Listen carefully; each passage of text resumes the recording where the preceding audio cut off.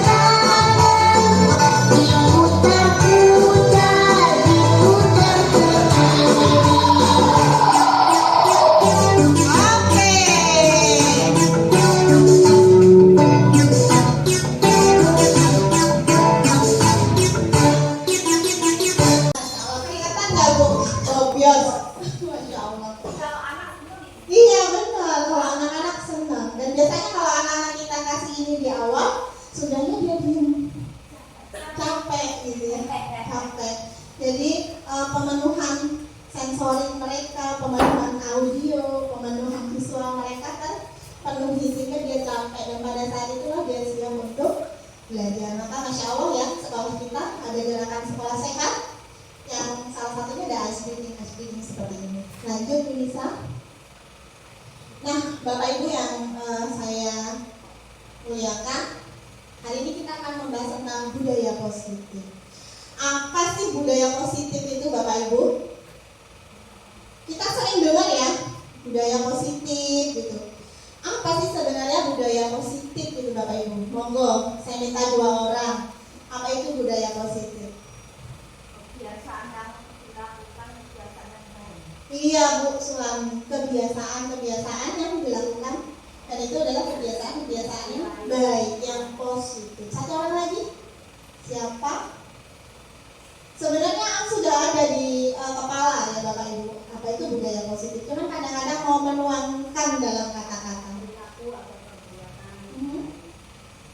Perilaku atau perbuatan yang baik, yang positif. Betul Bapak Ibu bahwa budaya positif adalah sesuatu kebiasaan, perilaku, perbuatan yang baik, yang positif. Nah, lanjut Bu Lisa. Nah, ini Bapak Ibu. Budaya positif adalah nilai-nilai kebajikan yang universal, nilai-nilai keyakinan dan kebiasaan-kebiasaan di sekolah yang berpihak kepada murid, agar murid dapat berkembang menjadi pribadi yang kritis, penuh hormat, dan punya rasa tanggung jawab. Ini yang dimaksud budaya positif. Betul tadi yang disampaikan oleh Bu Larmi, Bu Mancina, bahwa kebajikan ya, perilaku-perilaku yang baik, yang itu akan menjadi kebiasaan yang akan terus direpetisi, berulang-ulang kita sampaikan ke anak-anak, berulang-ulang kita coba supaya anak-anak bisa melakukan, walaupun dalam prosesnya kadang-kadang sekali dibilangin gak bisa, 2 kali belum bisa, 3 kali belum berjalan. Itu Bapak Ibu tidak apa-apa, karena memang itu suatu kebiasaan. Yang namanya kebiasaan itu sesuatu yang terjadi karena kita melakukannya secara berulang, sehingga menjadi habit gitu ya, menjadi kebiasaan. Lanjut bisa. Bapak Ibu, budaya positif yang akan kita bahas ini ada 8. Nah, jadi Bapak Ibu nanti menyiapkan fisiknya, menyiapkan telinganya, menyiapkan penglihatannya, untuk kita fokus membahas 8 nilai dari budaya positif. Yang itu yang pertama, perubahan paradigma belajar. Kemudian ada disiplin positif, nilai-nilai kebajikan, kemudian motivasi perilaku manusia, kebutuhan dasar manusia, ada posisi kontrol guru, kemudian keyakinan kelas, dan segitiga restitusi. Nah, ini yang akan saya diseminasikan hari ini kepada Bapak Ibu.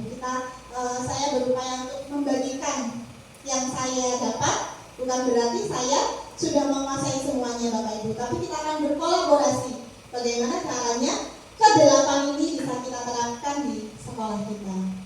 Lanjut Bu Lisa. Bapak Ibu, kita ke poin yang pertama, pembelajaran dengan paradigma baru. Pembelajaran dengan paradigma baru merupakan pembelajaran yang dirancang berdasarkan prinsip pembelajaran berdiferensiasi. Sudah gak asing ya kita ya, kurikulum merdeka ini sering gitu dibahas tentang berdiferensiasi, sehingga murid belajar sesuai dengan kebutuhannya, berdasarkan tahap perkembangannya, sesuai teori psikolog modern untuk mewujudkan profil pelajar Pancasila. Next. Nah, kemudian disiplin, kita akan bahas tadi ya, disiplin itu berasal dari kata disiplina yang artinya belajar. Disiplin mengacu pada disiplin diri yang memiliki tanggung jawab terhadap apa yang dilakukannya berdasarkan nilai-nilai yang diyakini. Next. Kemudian disiplin positif, kalau tadi ada disiplin, sekarang kita akan bahas tentang disiplin positif, yaitu salah satu cara penerapan disiplin yang bertujuan untuk menumbuhkan kesadaran serta memberdayakan peserta didik tanpa imbalan, tidak ada penghargaan, ancaman atau hukuman. Jadi bagaimana kita menerapkan disiplin positif ini, anak-anak melakukannya hadir dari motivasi intrinsik anak-anak.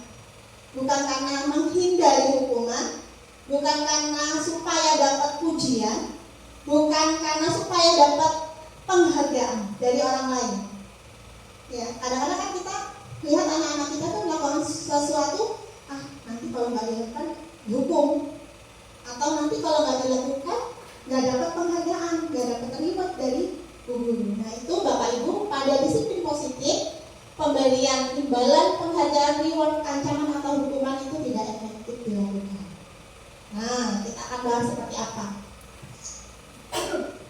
Bapak Ibu, sebagai pendidik, kita memiliki tujuan untuk menciptakan peserta didik yang memiliki disiplin diri, sehingga mereka berperilaku mengacu kepada nilai-nilai kebajikan yang universal dan memiliki motivasi intrinsik yang saya sampaikan tadi. Memang ada rasa dari dalam dirinya untuk melakukan itu dalam perubahan perilaku ke arah yang lebih baik.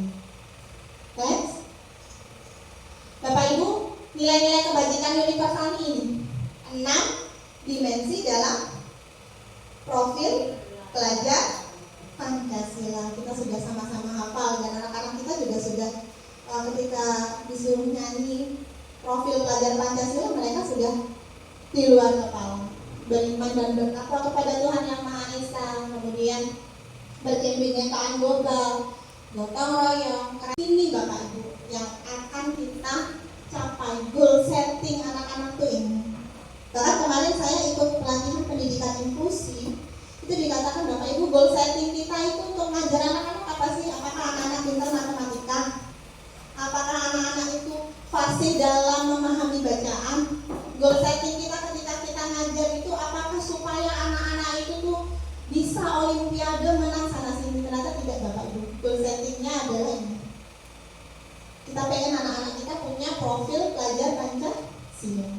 Ketika mereka punya, maka ini akan memudahkan mereka untuk bisa nantinya sukses sesuai dengan kebutuhan mereka, kodrat mereka. Dan anak yang pintar matematika, kita nggak bisa paksakan anak itu bisa baca puisi dengan baik. Kalau secara ahli yang mengatakan jangan ajarkan monyet untuk berenang atau terbang, dan jangan ajarkan ikan untuk memanjat pohon. Maka kenapa filosofi pemikiran Ki Hajar Dewantara itu mengatakan bahwa pendidikan itu adalah menuntun anak sesuai dengan kodratnya untuk mendapatkan kebahagiaan yang setinggi-tingginya. Dan dalam hal ini guru, ketika dalam proses menuntun ini, guru itu ibaratkan seorang petani atau tukang kebun Bapak Ibu, yang dia mengamati kurang pupuk ditambah pupuknya seperti itu. Baik, next. Nah, kita lanjutkan di poin motivasi perilaku manusia. Bapak Ibu, mari kita jawab bersama-sama. Apakah Bapak Ibu setuju hukuman itu dapat mendisiplinkan anak-anak? Setuju nggak Bu? Kok ada yang enggak tapi ragu gitu? Setuju nggak? Tidak, oke. Kemudian apakah Bapak Ibu setuju pemberian hadiah itu meningkatkan prestasi anak-anak? Iya, ada yang iya, ada yang enggak. Oke. Kemudian seorang guru harus mencarikan solusi ya bagi murid. Setuju nggak Bu? Setuju. Guru berperan sebagai teman bagi muridnya. Setuju nggak Bapak Ibu? Setuju. Guru bisa mengontrol dan memaksa muridnya? Tidak. Baik. Next. Kita akan lihat nih tadi ya Bapak Ibu, guru jawab tidak, iya ya. Nah Bapak Ibu, di sini ada 3 motivasi perilaku manusia. Jadi kita itu melakukan sesuatu tidak hanya murid, tapi kita yang dewasa itu melakukan sesuatu tuh karena 3 motivasi ini, Bapak Ibu. Yang pertama untuk menghindari ketidaknyamanan atau hukuman. Ya udahlah jalan aja lah daripada nanti kena marah. Ya udahlah kerjain aja lah daripada nanti dihukum, seperti itu ya. Yang kedua adalah untuk mendapatkan imbalan atau penghargaan dari orang lain, supaya dibilang hebat, supaya dibilang keren gitu ya, supaya dibilang, kalau anak-anak tuh supaya dibilang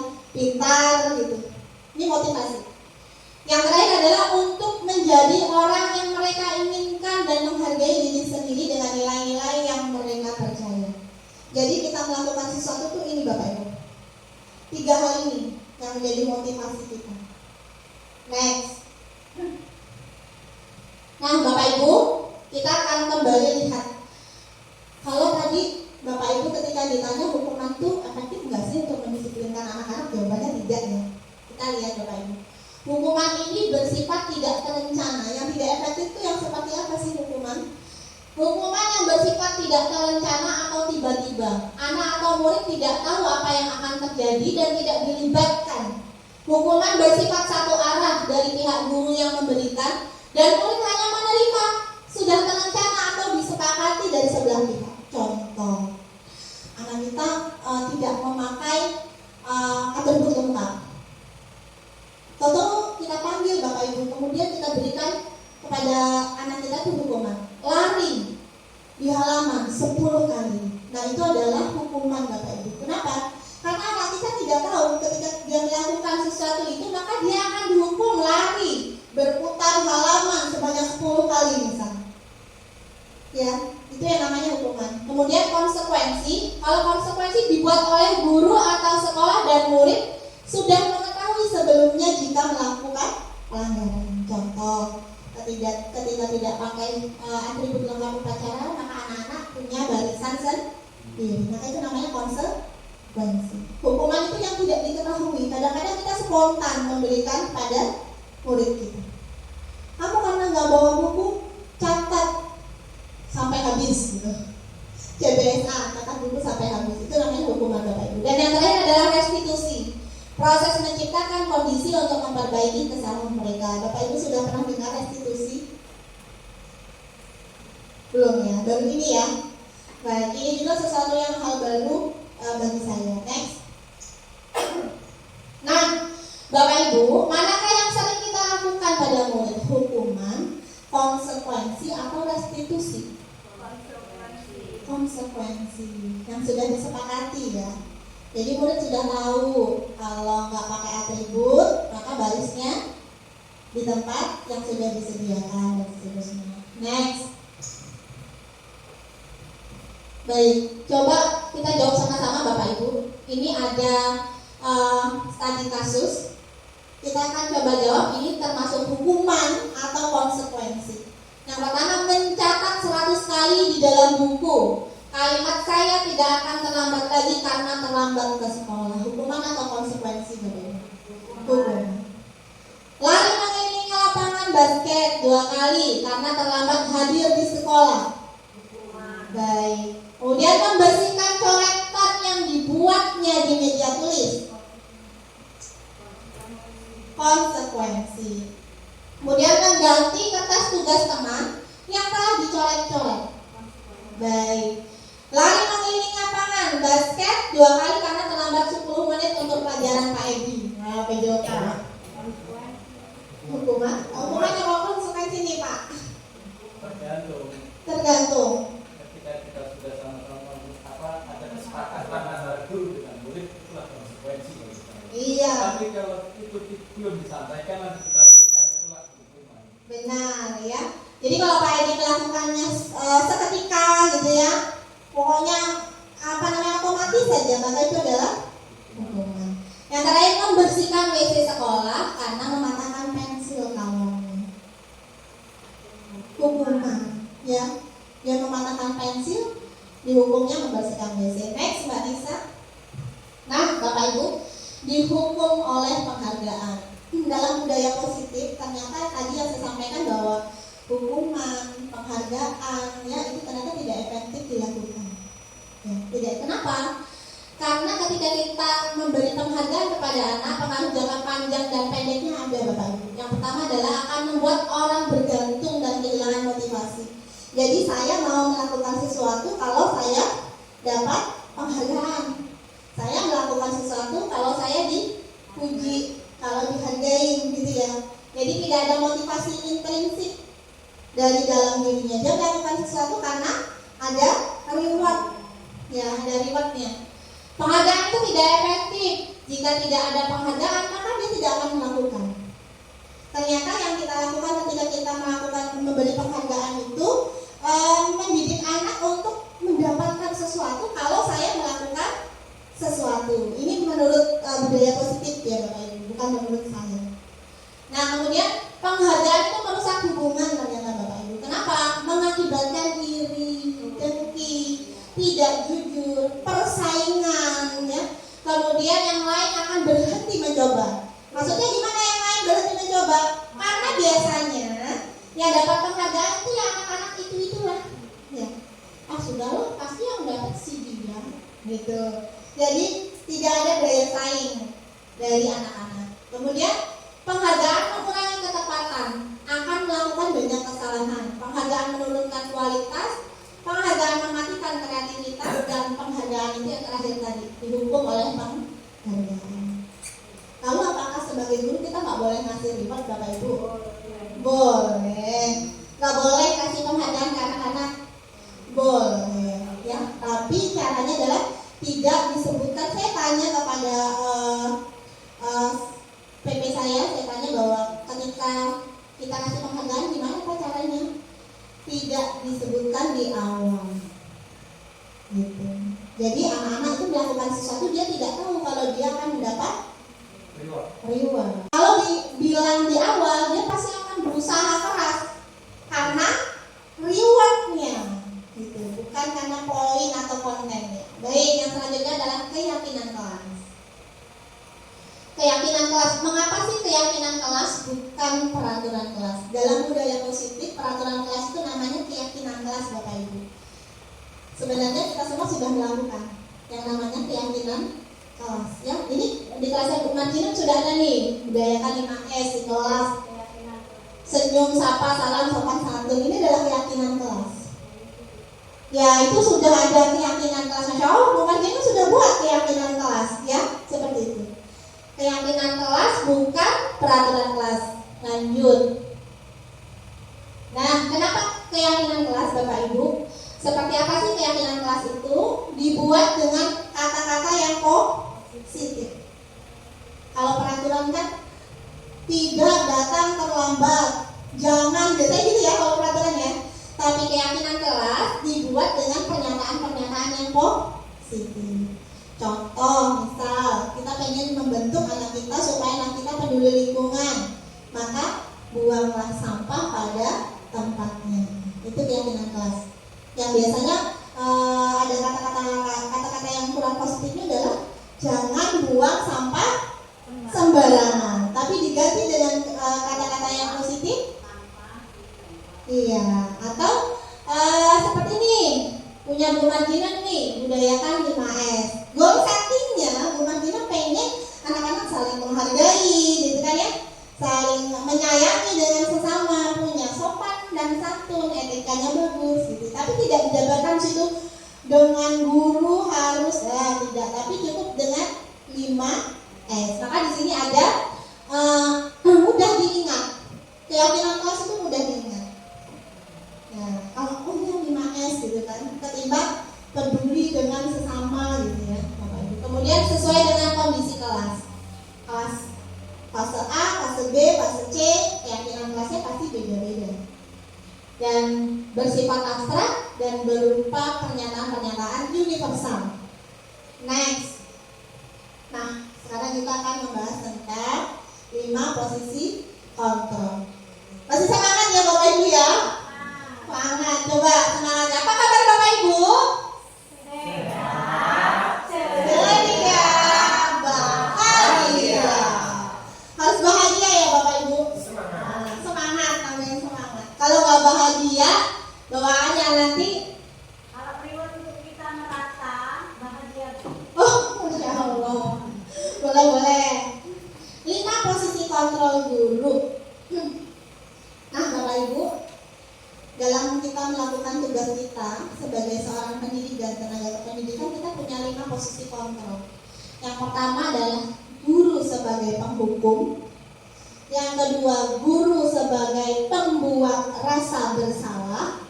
Yang ketiga, guru sebagai teman. Yang keempat, guru sebagai pemantau. Dan yang terakhir adalah guru sebagai manajer. Kayak apa itu ya? Next. Bapak Ibu, sebelum saya lanjutkan, Silakan lihat dulu video ini.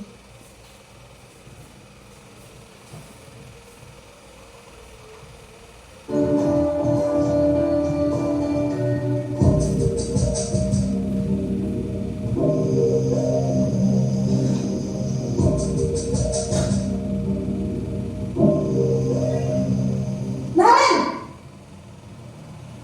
sini kamu. Selamat pagi, Bu. Selalu terlambat. Kamu pasti terlambat. Maaf, Bu. Saya Apa? Apa coba? Alasan kamu apa lagi? Kapan sih kamu tidak terlambat?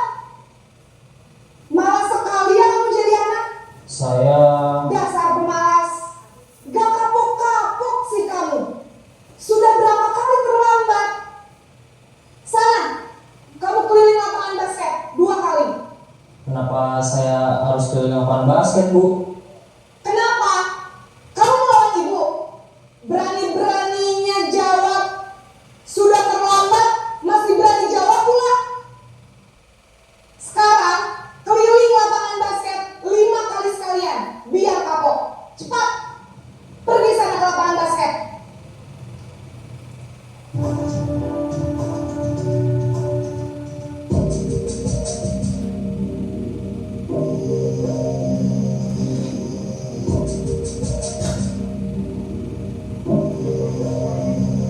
Naren,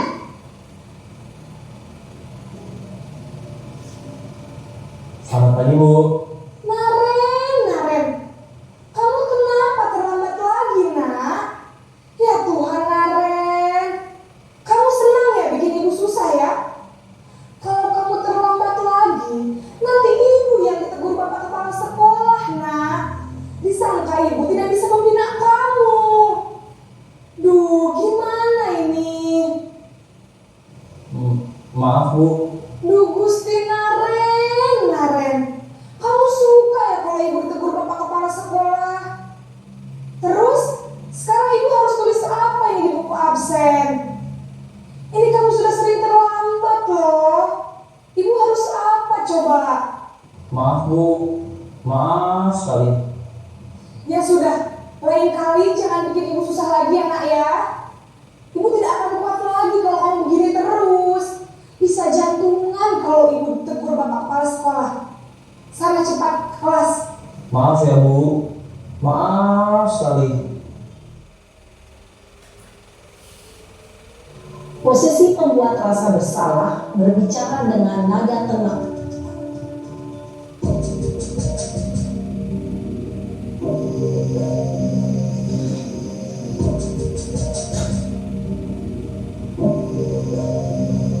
Naren,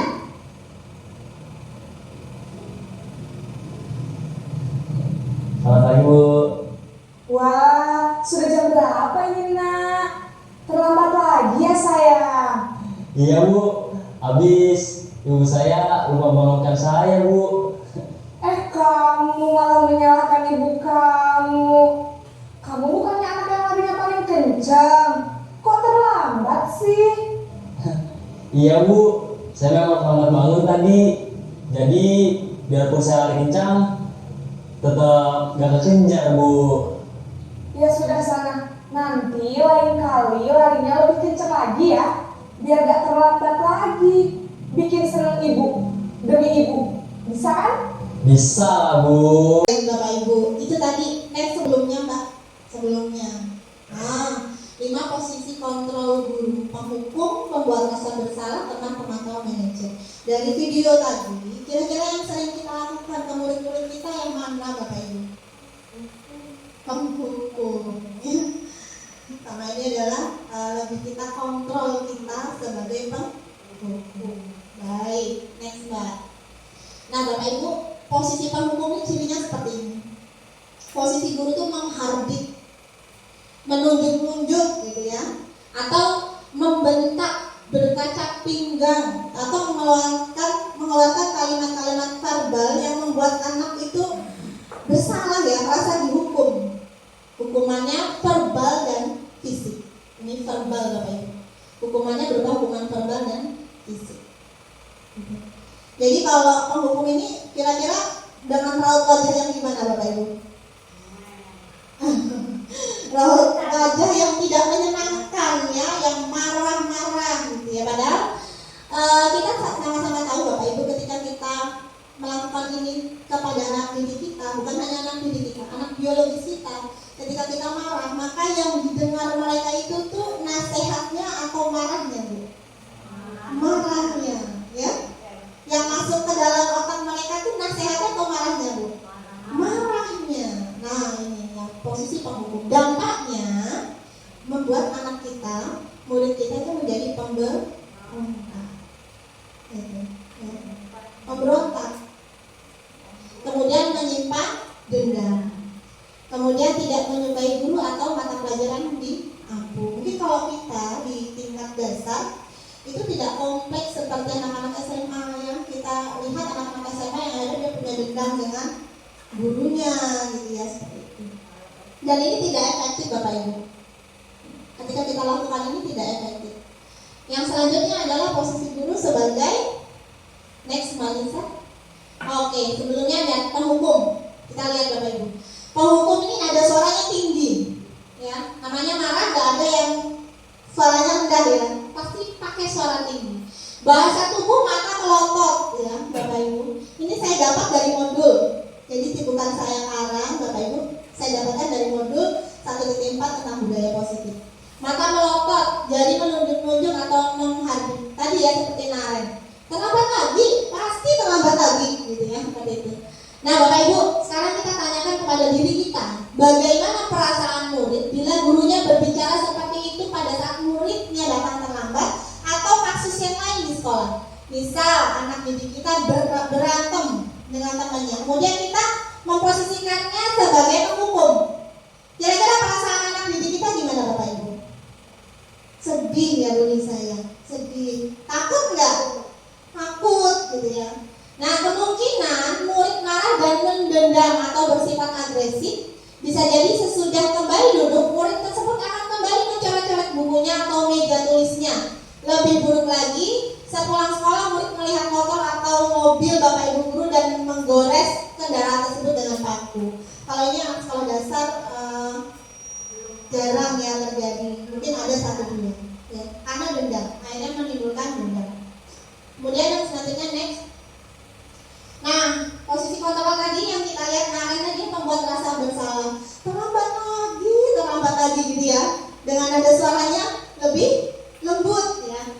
Suara cenderung lembut, tenang, namun kata-katanya menyalahkan murid. Contoh, kalau kita sama anak biologis kita, apa kamu tuh nggak sayang sama ibu, sama Umi gitu ya, seperti itu.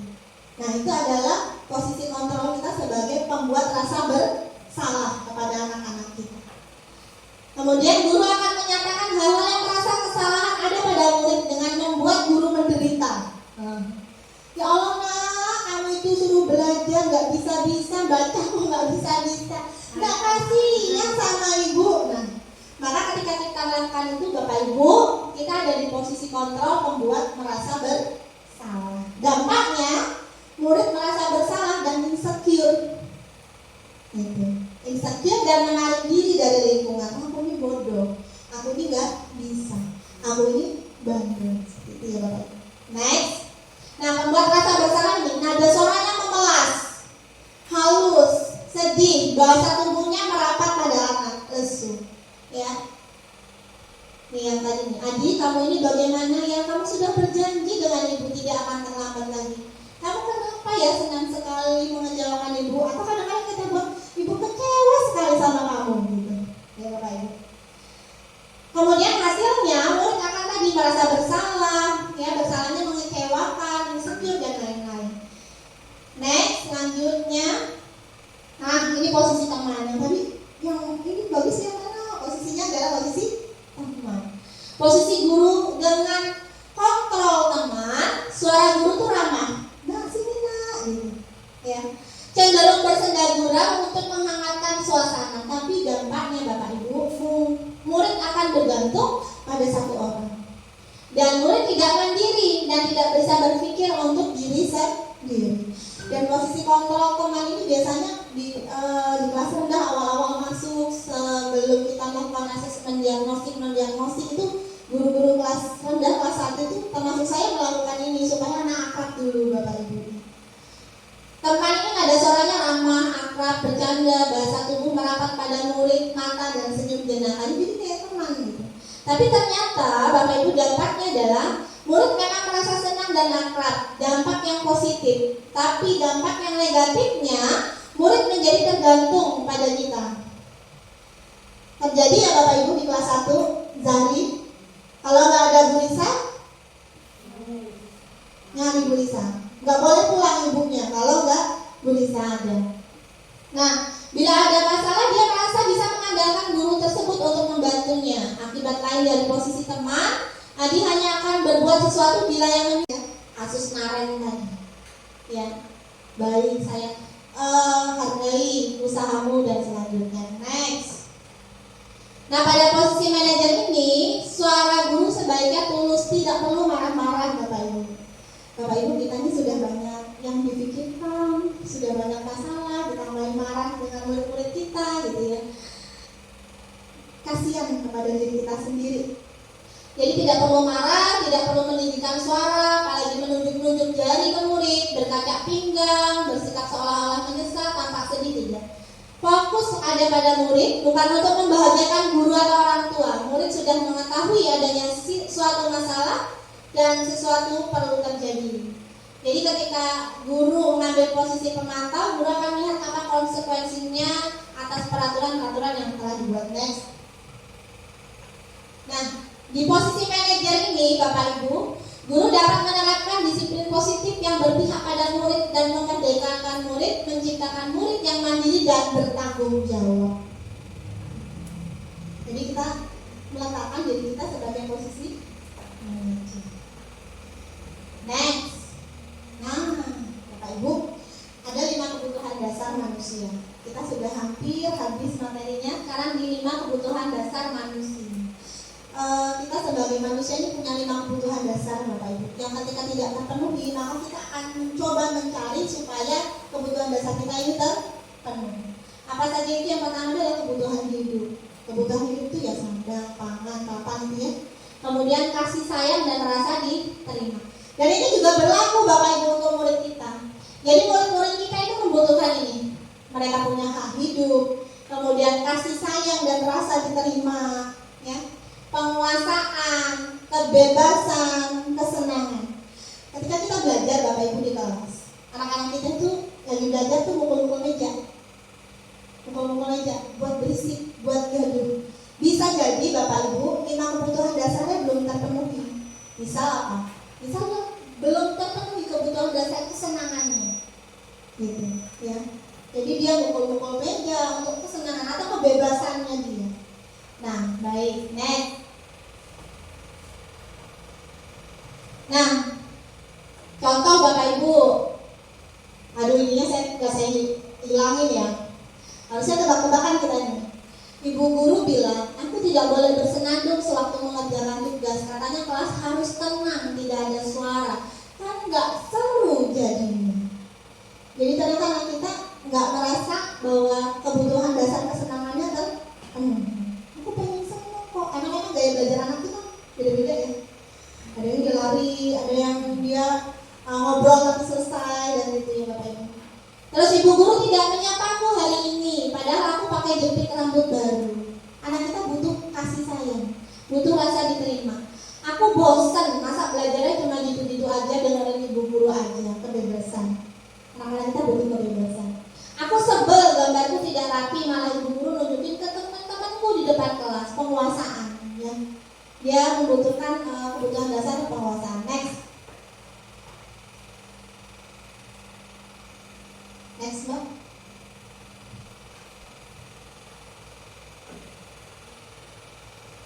Oke, segitiga restitusi. Nah, yang tadi Bapak Ibu.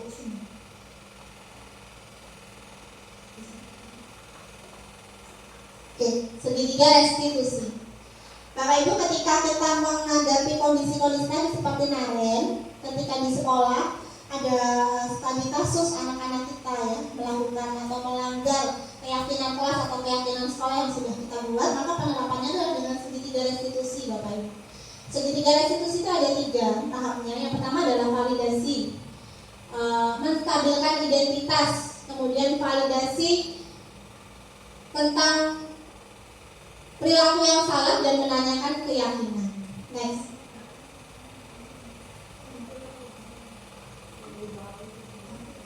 Ya, jadi menstabilkan identitas, kemudian validasi tindakan yang salah.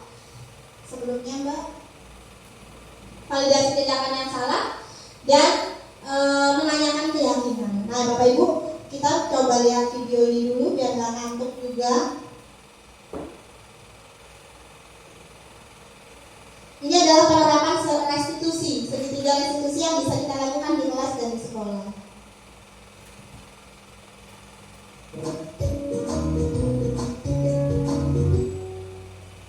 Salam dan bahagia Ibu dan Bapak Guru hebat. Pada video kali ini kita akan membahas tentang salah satu program disiplin positif yang diterapkan di lingkungan sekolah yang dikenal dengan nama restitusi.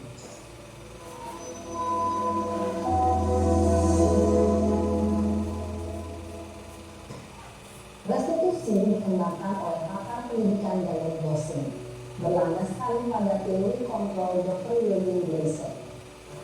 Segitiga restitusi adalah suatu proses dialog yang dijalankan oleh guru atau orang tua agar dapat menghasilkan murid yang mandiri dan bertanggung jawab. Pada saat guru di posisi manajer, aspek yang dikembangkan pada murid adalah motivasi intrinsik, sehingga penanaman nilai-nilai kebajikan dapat tumbuh dan berkembang menjadi suatu kebiasaan positif yang akhirnya membentuk karakter murid. Proses dialog ini terdiri dari 3 langkah yang digambarkan pada ketiga sisi pada segitiga restitusi. Sisi pertama adalah menstabilkan identitas. Sisi yang kedua adalah validasi tindakan yang salah. Dan sisi yang ketiga adalah menanyakan keyakinan. Ibu dan Bapak Guru, berikut ini akan ditunjukkan bagaimana seorang guru berada dalam posisi manajer menggunakan penerapan segitiga restitusi.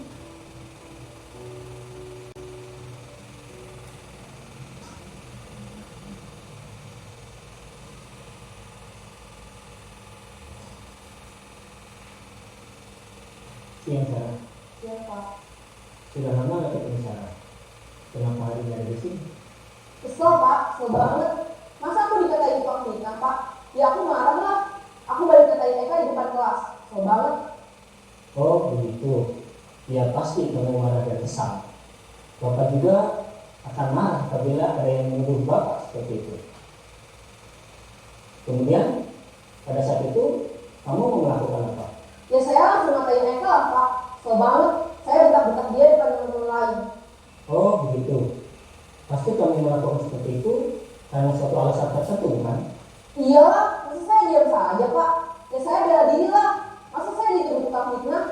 Ya wajar lah. Mempertahankan harga diri itu sesuatu yang penting buat kamu. Untung kamu tidak bertindak lebih gegabah lagi. Hanya membentak-bentak. Iya Pak. Untung saya masih bersabar dan hanya membentak saja. Sudah gemes padahal. Saya pasti bela diri lah. Ya pasti ya. Tapi kamu memilih untuk tetap bertahan dan bersabar. Kamu memilih untuk tidak berbuat lebih parah lagi, bukan? Iya. Nah, sekarang coba kita lihat lagi tindakan kamu yang bentak-bentak Eka di kelas. Tindakan kamu itu kira-kira sesuai dengan keyakinan kelas atau prinsip kamu tidak? Enggak lah Pak. Capek Pak jadi pemarah.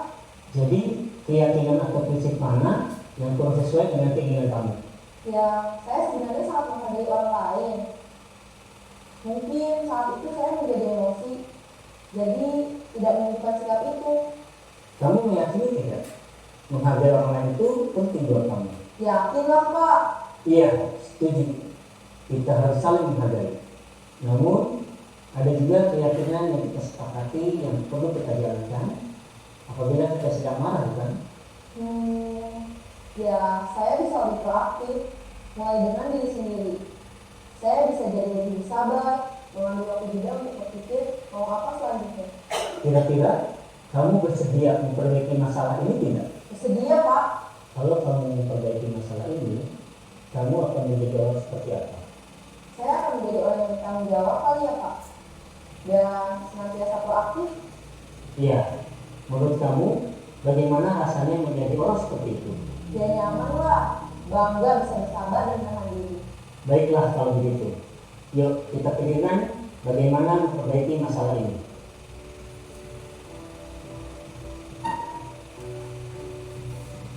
Baik Bapak Ibu. Nah ini Ibu dan Bapak guru hebat. Baik. ya, ini adalah contoh penerapan segitiga restitusi di kelas atau di sekolah Bapak Ibu. Jadi tadi dilakukan oleh siapa? Pak Guru dan siapa tadi Bapak Ibu? Nah, yang masih fokus ya. Yang dilakukan adalah gurunya tidak langsung menjas ya, tidak langsung menjas anak didiknya, tapi dia mengarahkan bagaimana anak ini menemukan sendiri solusi dari masalahnya. Nah itu yang dimaksud posisi guru sebagai manajer, sehingga dia ada motivasi intrinsik dalam dirinya untuk bagaimana caranya supaya bisa selesai masalahnya secara mandiri dan bertanggung jawab. Gitu. Ya tadi yang pertama dilakukan oleh Pak Guru adalah dia menstabilkan identitas dengan mengatakan bahwa ya kalau difitnah pasti marah. Gitu. Sama Bapak Ibu ketika di kelas, kenapa kamu berantem? Aku ditarik misalnya anak kelas 1 nih, aku ditarik bajunya sama Dava Bu. Terus kamu suka atau tidak? Ketika dijawab saya tidak suka ditarik, maka kita menstabilkan identitas. Ya Bu, saya juga nggak suka kalau ditarik-tarik teman dan seterusnya. Sampai akhirnya Nara tadi menemukan solusi dari masalahnya. Nah, menstabilkan identitas, validasi tindakan yang salah dan menanyakan keyakinan. Skip lagi Bapak Ibu. Next. Oke, lanjut Mbak. Oke, lanjut. Oke.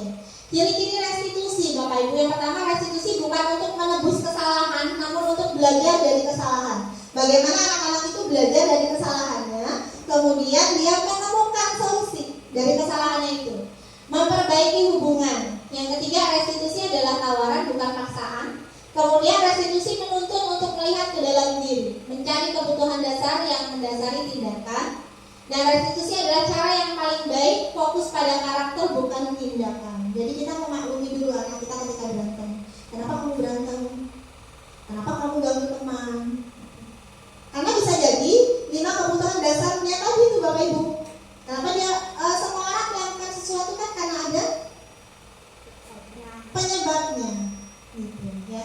Kemudian menguatkan fokus pada solusi dan mengembalikan murid yang berbuat salah pada kelompok. Seperti itu Bapak Ibu. Next Mbak Nisa. Nah dalam penerapan budaya positif, hendaknya guru memiliki standar kepribadian profesional dan sosial yang baik, di mana guru mampu merefleksi dirinya dalam posisi kontrol sebagai manajer. Jadi bukan posisi kontrol penghukum, pembuat rasa bersalah. Apalagi tadi Bapak Ibu, masih ingat gak? Pemantau, terus teman, dan yang terakhir adalah manajer. Jadi memposisikan diri sebagai manajer yang menuntun murid-murid kita merdeka dan bertanggung jawab, mandiri, merdeka dan bertanggung jawab. Berat ya Bapak Ibu tugas kita. Maka harus bahagia. Kalau bebannya berat, gak bahagia, tambah berat. Next. Oke, belum Mbak. Baik Bapak Ibu, ini sudah sampai di akhir materi. Saya pengen coba refleksi lagi, ulas lagi. Tadi kita bahas tentang apa saja sih? Sudah selama 1 jam kita membahas bersama-sama. Yang pertama kita tadi bahas tentang apa Bapak Ibu? Tentang apa? Budaya positif. Oke,